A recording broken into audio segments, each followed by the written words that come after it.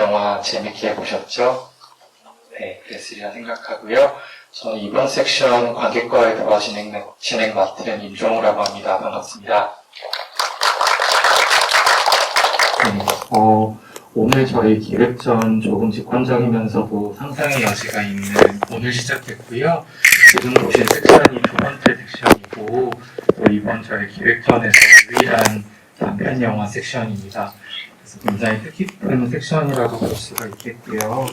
그래서 이제 방금 보신 세 편의 영화 연출하신 착륙의 이강성 감독님, 그리고 예언자의 이주영 감독님, 그리고 비극을 찾아서의 유철 감독님과 함께 진행하도록 하겠습니다.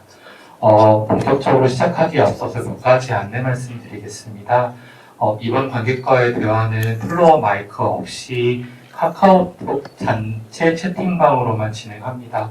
그래서 저희가 나누어드린 자료집에도 링크와 QR코드가 있고요. 그리고 저희 뒤에 있는 스크린에도 QR코드가 있을 겁니다. 많이 들어와 주시면 감사할 것 같고요. 그리고 거기에 또 질문과 소감 남겨주시면 좋을 것 같습니다.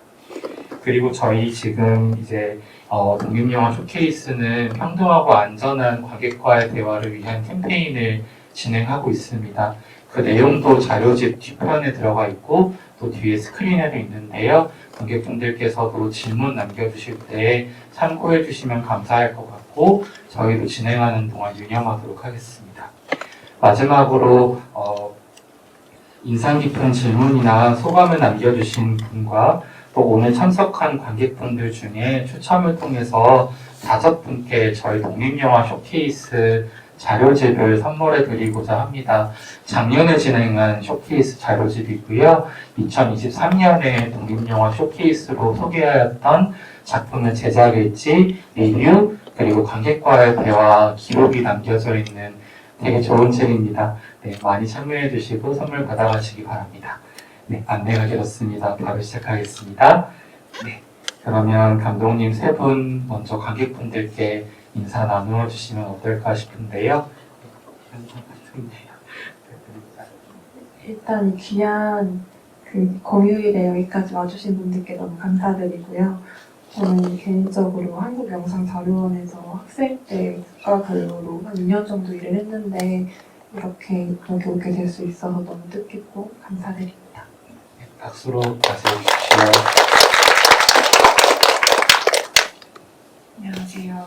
저는 예언자 만든 이주연이라고 하고요.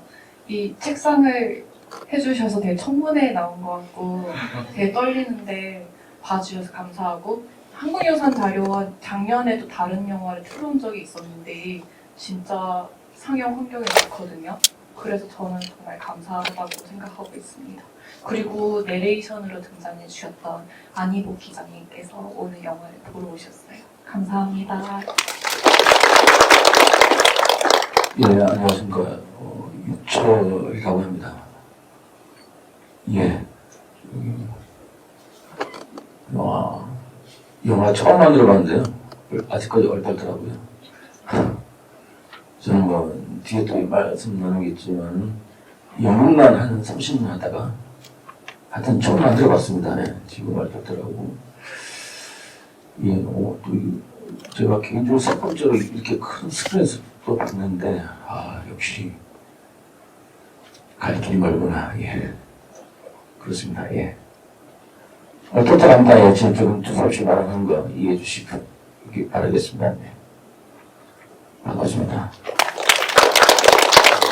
이렇게 조명도 강렬하게 비추고 책상도 너무 멋있어서 저도 약간 시사회 하나? 이런 느낌이 들 정도로 좀 떨리는 것 같은데요. 좀 잘 진행해 보도록 하겠습니다. 오늘 아마 제작일지 이 자료집에 이제 감독님들께서 어떻게 영화를 만들었는지 제작일지가 담겨 있는데요. 근데 아무래도 상영 행사 당일에 배부된 거다 보니까 아마 읽지 못한 관객분들이 훨씬 많을 것 같습니다. 그래서 괜찮다면 관객분들 질문 준비하시는 동안 감독님 세 분 좀 간략하게 이 작업에 대한 제작 배경을 좀 소개해 주시면 어떨까 싶은데요. 괜찮다면 상영 순서대로 감독님부터 해주실 수 있을까요? 착륙이라는 영화는 오늘 저랑 함께 해주신 이집트에서 오신 모나님이랑 함께 찍은 사진으로 이루어진 영화인데요. 은하님이 사시는 곳이 동두천이라서 막차 시간 때문에 GV에 참여하지 않고 가게 되는 점이 너무 아쉽다고 말씀해 주셨습니다. 이 작업은 제가 2019년부터 그 동두천이라는 지역에서, 동두천이라는 지역 자체가 과거 이제 여성들이 착취를 당한 지역으로, 그 지역에 대한 역사를 탐방하다가 그 지역에 현재 여성 난민들이 많이 거주하고 있다는 걸 알게 되었어요. 그러면서 이제 한 기사를 통해 모나님을 만나게 되고 사진을 찍었는데 이 사진 찍은 것만으로는 뭔가를 할 수 없을 것 같다고 생각해서 모나님과 함께 오랜 시간 동안 사진을 찍었고, 그렇게 해서 만든 SF 영화입니다. 사실 너무 말투스럽게 했는데 그 이유가 모나님 아들분과 함께 지금 아들이 너무 울어가지고 밖에서 놀고 오느라 이렇게 돼가지고 주석으로 점 양해 부탁드리고요. 그럼 청력이라는 영화는 먼 미래에 이제 그 사진가가 기억과 시간에 대해서 이야기를 나눈 영화입니다. 감사합니다. 네, 감사합니다. 예언자는 2018년, 2019년부터 기사화가 되기 시작한 한국의 항공승무원 우주방사선 픽폭 사건에 대한 영화인데요. 대한항공 안희복 기장님하고는 2019년에 만났고요.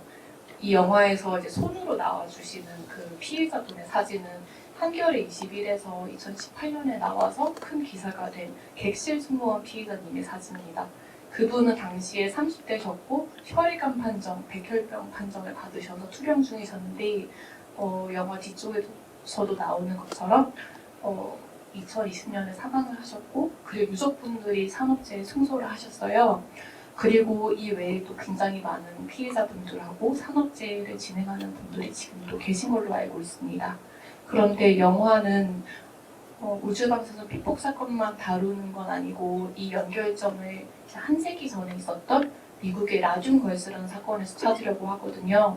제가 이 영화를 이제 영국에 있는 대학원에 다닐 때 졸업 영화를 만들어서 한국에 왔다 갔다 하면서 전통적인 다큐멘터리나 인터뷰 영상으로 찍는 거는 불가능했고 그런 것을 사실 원하지도 않았던 것 같아요. 제가 당시에 하루파루키 작업을 굉장히 좋아해서 손의 이미지라던가 그런 레퍼런스를 좀 삼은 장면이 많이 나오죠. 그래서 사람들이 굉장히 지루하다고 하기도 합니다. 가끔씩. 라준걸스 사건은 쉽게 얘기하자면 한 세기 전에 있었던 사건인데요. 똑같은 산업재해 사건이고 옛날에 라듐이 처음 이제 상업화되기 시작했을 때는 사람들이 그게 인체에 위험하다는 걸 몰랐어요. 그래서 화장품에 넣거나 물감을 넣거나 이런 경우가 많았는데 그 라듐걸스는 공장에서 시계판을 제조하던 여공들이 라듐이 함유된 물감을 사용하다가 피폭이 되어서 산업재해 진행이 된, 그런데 미국에서는 그게 거의 첫 번째 산업재해 인정된 사건이고, 이걸로 미국에서 어떤 노동 건강에 대한 개념이 확립이 된 좀 전설적인 사건으로 알고 있어요. 그래서 두 사건을 비교해보면 아직까지는 위험성이 발견되지 않은 위험 물질에 노출되는 노동자들이 있다는 것을 증명하고 있고, 또 그분들이 대부분 젊은 여성분들이죠.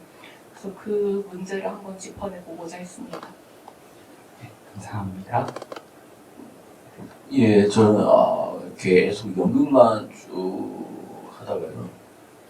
한 14년 전에 복지관에서 연락이 와서 장애인 친구들하고 연극을 조금 할 수 있느냐. 제가 예, 장애인들이요. 또 3일만 고민하고 연락드리겠습니다. 3일 동안 막 조사를 하고 가능한지. 근데 뭐 가능하다라는 결론을 가지고 시작을 했습니다. 근데 가니까 이 친구들 전 제가 발달 장애인입니다. 자폐부터 지적 장애, 뇌병변까지. 그래서 하여튼 그 친구들하고 이렇게 한 13년째, 지금 이제 14년째인데요. 9년 차인가 10년 차인가가 되면서 아까 저 휠체어 탄 친구가 갑자기 어느 날 영화 경상도를 영화 해줍시다. 영화? 갑자기 영화는 왜?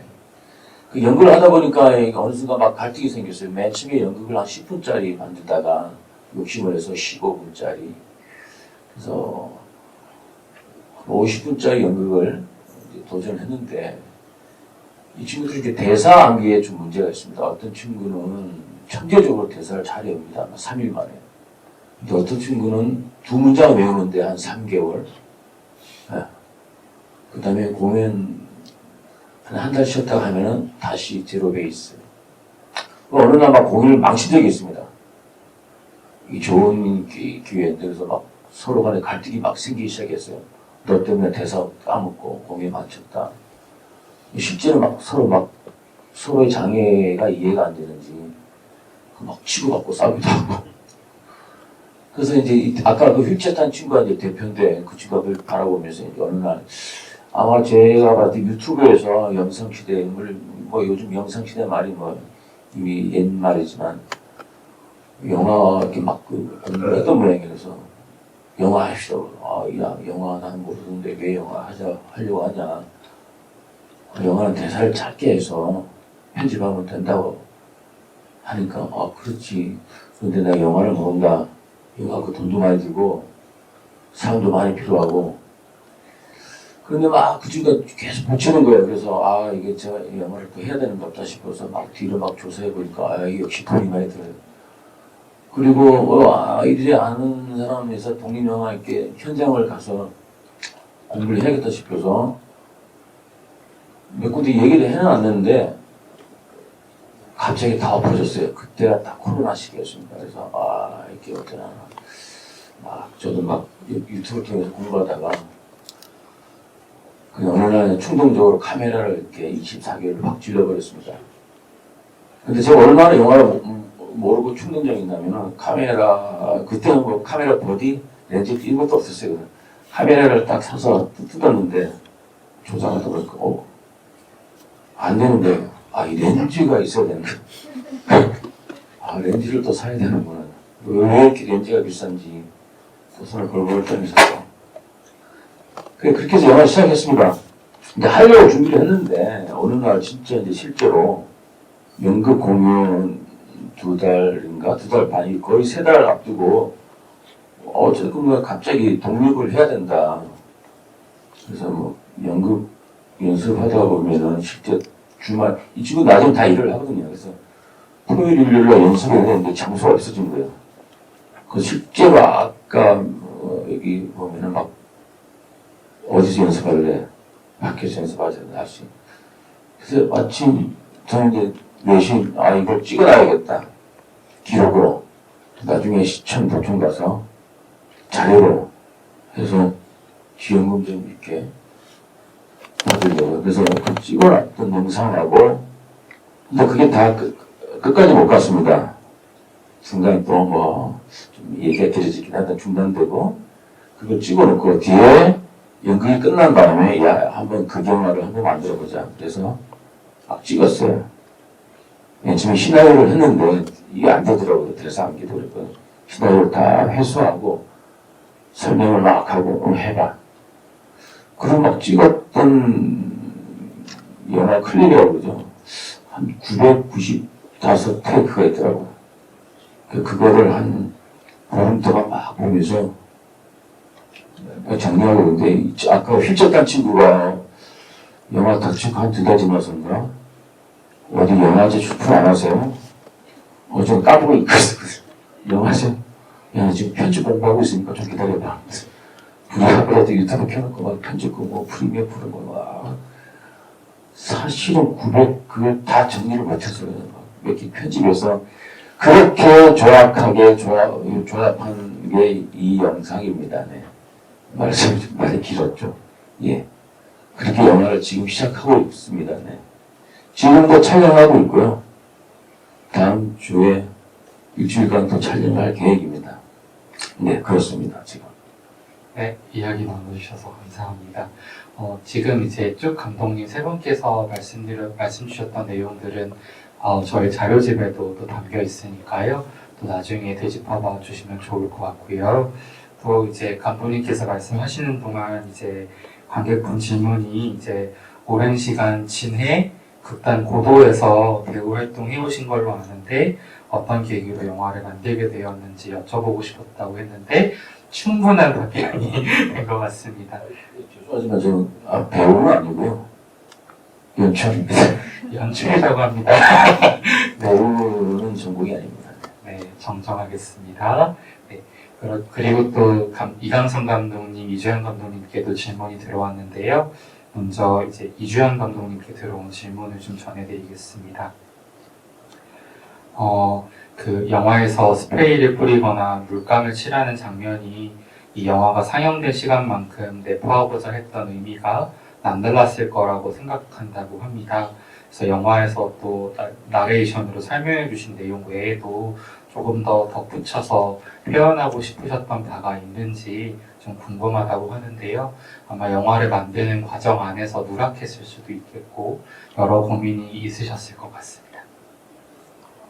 저는 사실은 미대를 2번 간 사람이라서 미술 영상의 그 호흡이랑 일반 상업용의 호흡이 되게 다르잖아요. 그래서 이거를 처음에는 갤러리랑 이제 이런 미술 공간에서 많이 풀었었는데 그때는 이 호흡이 굉장히 느리지 않고 빠른 부분도 있었어요. 오히려 뒤로 가면 갈수록 이건 진짜 뭐 유튜브 영상 수준으로 빠른 거 아닌가 느끼기도 하는데 영화관에서 보면은 실제로 물감을 바르고 있는 씬 2개가 굉장히 호흡이 느리고요. 그 처음 찍을 때부터 느릴 거라 예상하고 찍지는 않았던 것 같아요. 뭐 당시에 하루파루키의 손의 이미지와 디스크립션스와 한국 제목 잘 모르겠는데 그런 에세이 작품이 있는데 거기에 보면 광고 사진을 찍는 사진가가 나오나 그래요. 독일에서 광고 사진을 찍으시는 사진가분이 나오는데 럭셔리 시계를 정말 요래조래 하면서 정말 지루하게 시간을 보내면서 만져서 완벽한 한 컷을 찍으시고 모델의 얼굴에 미친 듯이 파우더질을 하면서 모델의 물건처럼 사용하면서 오랜 시간 동안 뭔가 찍고 그러는데 그 씬들이 굉장히 좀 건조하기도 하고 폭력적이기도 하고 또 그것을 참고 견디면서 보는 시간 자체가 그 사진가의 시간이라고 생각했던 적이 있었거든요.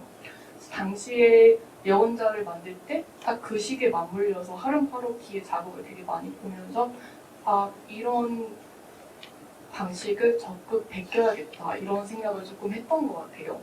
지금 보면은 또 아쉬운 부분은 되게 많죠, 예언자는. 왜냐면 외국에서 찍었기 때문에 더 어려웠던 부분도 있고 제가 되게 단편을 많이 찍었는데 그 중에 만드는데 제일 시간이 많이 걸렸는데 또 만드는데 제일 진짜 고생을 많이 했어요. 그 이유는 실내 촬영이 생각보다 되게 어려웠고요. 야외 촬영보다 저는 실내 촬영이 어렵더라고요, 제 성격에. 실내 촬영이기 때문에 모든 걸 다 제가 조절을 해야 되고 특히 오디오를 어떻게 할지에 대한 선택을 되게 적극적으로 해야 되는데 그 선택이 굉장히 어려웠던 것 같아요. 오디오가 비어있는 부분이 굉장히 많고 뭐 이런 어떤 영화 편집의 디테일인 거죠, 이거는. 그래서 하나하나 설명을 하면 되게 재미가 없는 부분이지만 어떤 선택을 할 것이냐는 감독들마다의 선택인 것이기 때문에 그렇다고 생각합니다. 네, 답변 감사합니다. 네, 이강성 감독님께도 질문이 들어왔습니다. 2개의 질문인데요.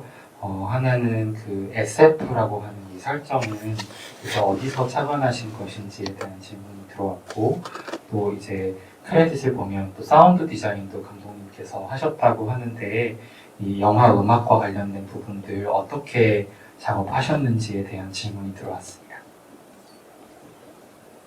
SF를 사용하게 된 건 제가 그 전에 전 사진과를 졸업하고 사진과 때 이제 그 모나님과 함께하는 다큐멘터리 사진을 찍었었어요. 그 사진이 모나님이 살아가고 있는 일상이나 그런 걸 위주로 찍는 사진이었는데 뭔가 그렇게 현실을 담아내는 것만으로는 제가 전달할 수 있는 것, 보여줄 수 있는 게 한정되어 있다고 생각했고 조금 더 많은 이야기를 하고 싶어서 SF를 선택하게 되었습니다.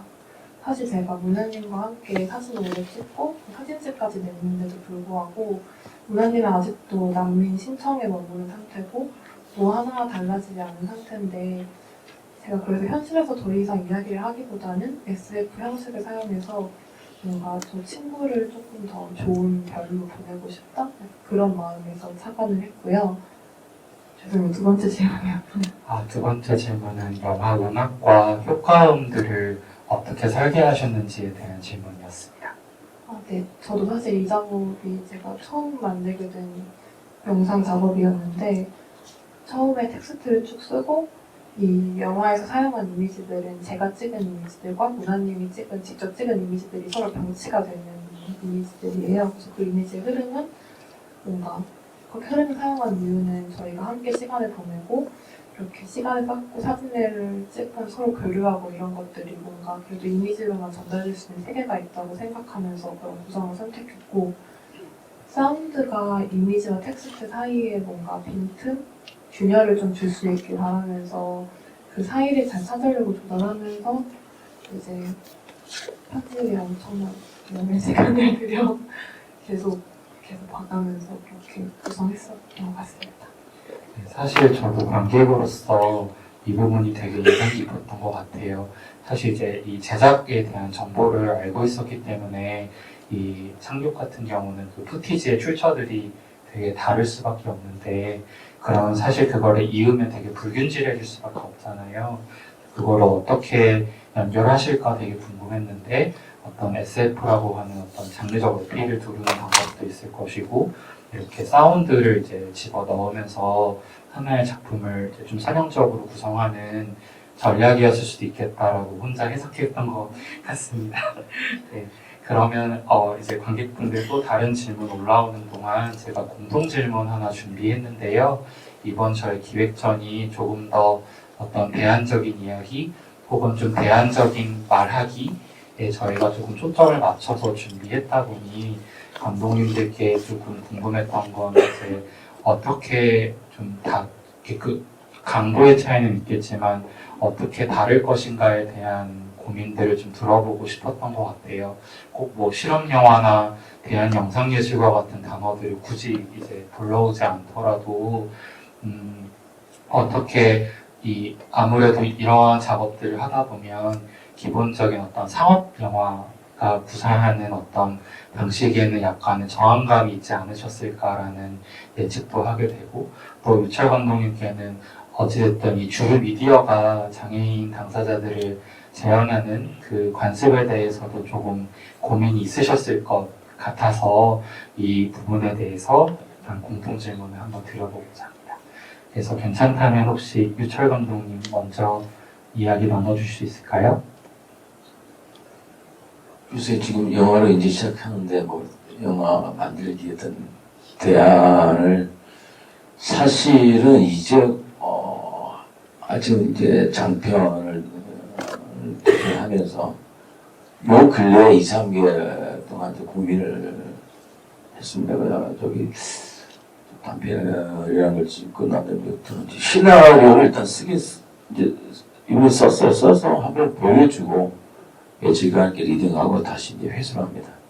제가 회수를 하고 이제 막 장면 설명하고 아까 특히 그 친구하고 그래서 이제 그 친구한테도 이제 숙제를 내주고 어떻게 영화를 찍을래 이번에 어떻게 장면을 구성하려고 해서 수용을 해서 그 다음에 약간 의도적으로 저 같은 경우는 한 일주일씩 쉽니다. 쉬고 그러면 이제 그 친구는 대부분 이제 다 머리에서 또 이렇게 싹 없어집니다. 그러면 이제 어떤 잔상들만 나오면 이제 저도 마찬가지입니다. 야 이제 내일부터 한 3일간 촬영하자 이렇게 장면을 그럼 둘이서 정말 이렇게 이렇게 카트 같은 게 이제 한 900원 그런 이제 거기다 이제 카메라하고 렌즈 싣고 끌고 가면서 야 여기서 한번 찍어보자. 여기서 그냥 한번 찍어보자. 어떻게 그 상황 설명하고 대사라고 생각하지 말고 네가 하고 싶은 얘기 해봐. 이제 그러면서 이제 사실은 이제 지금도 작업했고 아까 이제 단편 후반적으로 또 그렇게 했었습니다. 그래서 뭐 어떤 부분은 이제 한 번씩 찍고 또 어때 물어보고 만족하면은 본인이 만족하면 오케이. 근데 야 내가 만족시켰다 다시 한번 찍어보자. 그 다음에 어떤 부분 또 서로 간에 합의가 되면 그래 일단 이건 기대해놓자. 그리고 또 이동하면서 같은 내용의 시리즈만 장소마다 또 찍기도 합니다. 그래서 사실은 야 우리 이거 다 일단 찍어서 모아놓고 어차피 영화가 편집이라고 하니까 뒤에 또 편집할 때 한번 구성해보자. 그래서 제가 사실은 개인적으로는 원래 꿈이 소설가였습니다. 그래서 지금도 뭐 문학 이런 것도 공부하고 있는데 문득 예전의 기억에 떠올라서 뭐 초현실주의라는 어떤 뭐 미술도 있지만 어떤 사조를 보면서 뭐 자동 글쓰기라는 어떤 그런 부분이 있는데 그래서 그게 뭐 저도 아직 뭐 정확히 모르겠지만 무의식적인 어떤 흐름을 쫓아서 글을 쓴다. 그렇다면 무의식적인 흐름을 쫓아서 영화도 만들 수 있지 않을까. 그래서 제가 뭐 지금 정리가 저는 되지 않았지만은 그거를 그냥 이렇게 빌려와가지고 지금도 저 10일 전에도 한 3일간 영화 찍었는데요. 계속 그냥 저도 그렇고 그 친구도 그렇고 감각이 쫓아가 안 들어가서 딱 찍고 다시 한번 찍어보고 그래서 그걸 나중에 편집할 때 어떻게 구성하냐 그게 하나의 방법으로 되지 않을까 그런 고민 중에 있습니다 지금. 네. 네. 네, 감사합니다. 문득 감독님 이야기 들으면서 되게 차기작이 좀 자연스럽게 궁금해지기도 하고 또 다음의 작업이 꼭 영화나 연극이 아닐 수도 있겠다는 좀 기대도 하게 되는 것 같습니다. 네, 그럼 이주연 감독님도 이야기 나눠주시면 좋겠습니다. 질문이 너무 어려워요. 근데 질문만 들으면 생각을 하자면 실험 영화든 대한 영화든 무빙 이미지든 사실은 이름을 붙이기에 나름이라고 생각을 하는 거고 거기에 비하면 상업 영화는 정말로 폭력적이고 말이 안 되는 틀리라고 저는 개인적으로 생각을 하는 편이거든요, 사실은. 근데 이 예언자를 만들 때는 일단 돌아가신 분에 대한 얘기이고 아직까지도 진행되는 사건에 대한 얘기이기 때문에 최대한 만든 새에 있어서 노력을 해서 잘 만들고 이런 영화를 보지 않은 사람도 볼 수 있게 만들면 좋겠다는 생각을 하면서 만들었던 것 같아요. 그래서 이것보다 더 보기 힘든 영화도 많습니다. 제가 만든 것 중에는 이제 이걸 만들고 2년이 됐으니까 이제 2년이 지났으니까 생각해 보면은 지금은 조금 만들고자 하는 틀도 다르고 분위기도 다른 것 같고 첫 번째는 개인적으로 제가 지금 한국 나이로 32살인데 10대 후반이나 20대 초반에 좋아했던 것들이나 친구들하고 더 잘 연결이 되는 것 같거든요. 저는 20대 후반에 이제 두리반 투쟁 농성장이라던가 그다음 말이라던가 굉장히 다니면서 이제 펑크 하드코어 씬에서 자라서 이제 펑크나 하드코어 음악은 굉장히 빠르고 불쾌하고 사람들을 빨리 화나게 해야만 되는 음악이기 때문에 모든 예술 장르의 기본적으로는 굉장히 더럽고 불쾌한 구석이 있어야만 한다고 저는 생각합니다. 그래서 좀 그렇게 변해갈 수도 있을 것 같아요. 그 외에 요새 만들고 있는 거는 전 처음 작품으로 골든 위크라는 다큐를 찍었었는데 그건 외국에서 찍었고 고프로랑 핸디캠으로 찍었고 친구들이랑만 찍었거든요.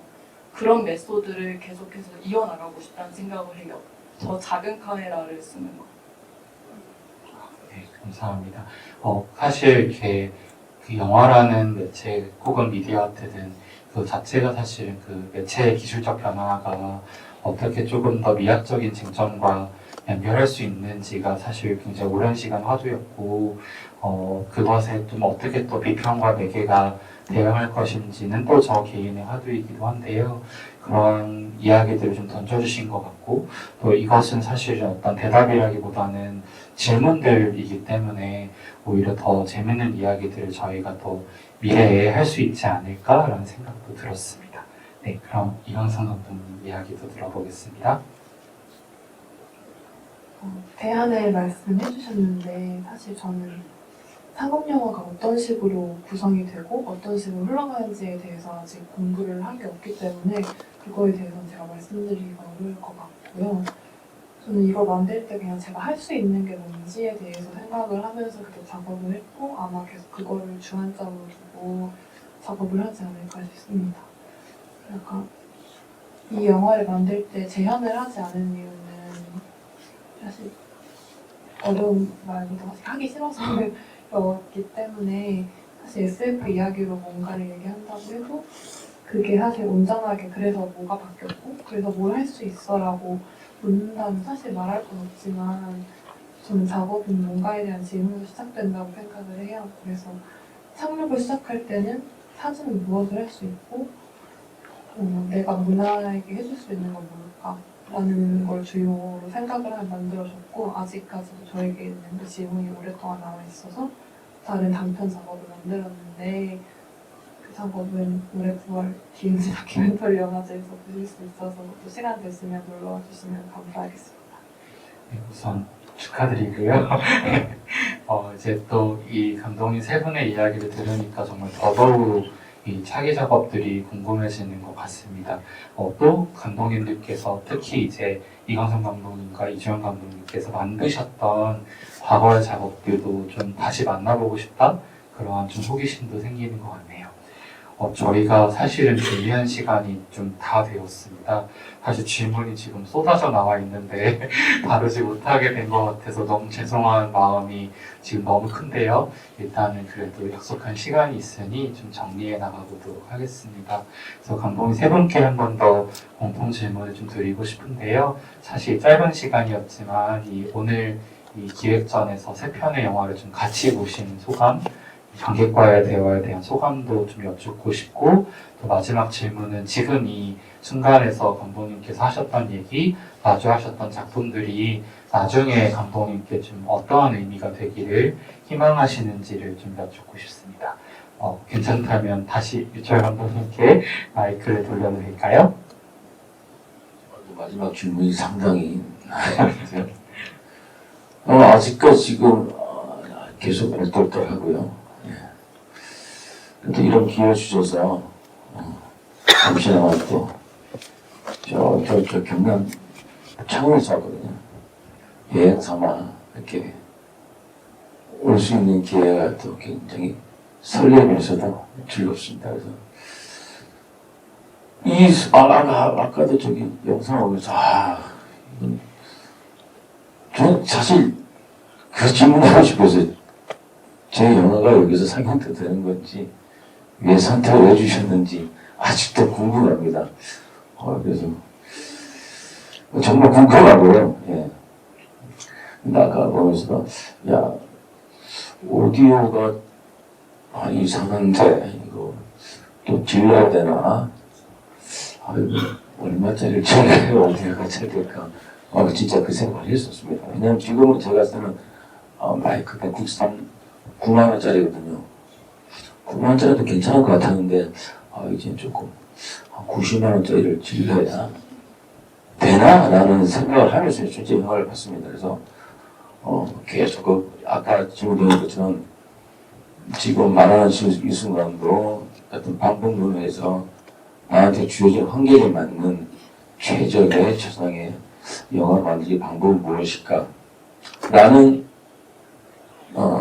기회를 준 오늘의 시간이 되지 않을까 그렇게 생각합니다. 예. 언제 또 이런 기회가 올지 궁금하기도 하고요. 예. 고맙습니다. 네.